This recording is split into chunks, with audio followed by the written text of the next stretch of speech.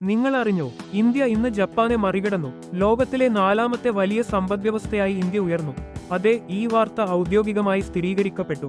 ആഗോള സാമ്പത്തിക പടവുകൾ മാറുകയാണ്. ഇനി ഇന്ത്യ ടോപ്പ് 4-ൽ. IMF പ്രസിദ്ധീകരിച്ച ഏറ്റവും പുതിയ കണക്കുകളും നൈറ്റി ആയോഗിന്റെ സ്ഥിരീകരണവും പ്രകാരം ഇന്ത്യയുടെ GDP ഇപ്പോൾ $4.3 ട്രില്യൺ കടന്നുകഴിഞ്ഞു. 2015-ൽ ഇത് $2.1 ട്രില്യൺ മാത്രമായിരുന്നു. വെറും 10 വർഷത്തിനിടെ GDP ഇരട്ടിയാകുന്ന വളർച്ച നേടി. ഇതിലും വലിയ വാർത്തയുണ്ട്. ഈ വളർച്ചയുടെ വേഗത തുടർന്നാൽ അടുത്ത 2.5-3 വർഷത്തിനുള്ളിൽ ഇന്ത്യ ജർമ്മനിയെ മറികടക്കും. അതായത് 2028-ഓടെ ഇന്ത്യ ലോകത്തിലെ 3ാമത്തെ വലിയ സമ്പദ്വ്യവസ്ഥയാകും. അമേരിക്കയും ചൈനയും മാത്രമേ മുന്നിലുണ്ടാകൂ.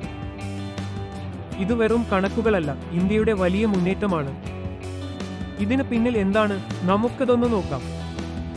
സ്റ്റാർട്ടപ്പുകൾ, ഡിജിറ്റൽ ഇന്ത്യ, വികസിതമായ ഇൻഫ്രാസ്ട്രക്ചർ, നയപരിവർത്തനങ്ങൾ ഇവ ചേർന്ന് ഈ വളർച്ച സാധ്യമാക്കി. ജർമ്മനി പോലുള്ള രാജ്യങ്ങൾ 2025-ൽ വളർച്ചക്കുറവേകും എന്ന് IMF പറയുന്നു.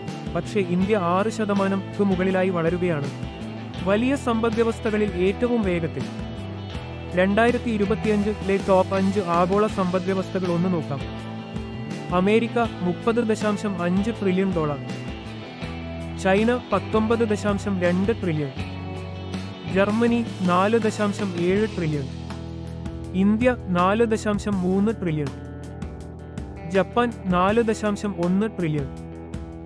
ഇത് വെറും സാമ്പത്തിക ശക്തിയല്ല, കൂടുതൽ തൊഴിൽ അവസരങ്ങളും അന്താരാഷ്ട്ര സ്വാധീനവും പുതിയ സാധ്യതകളും സൂചിപ്പിക്കുന്നു.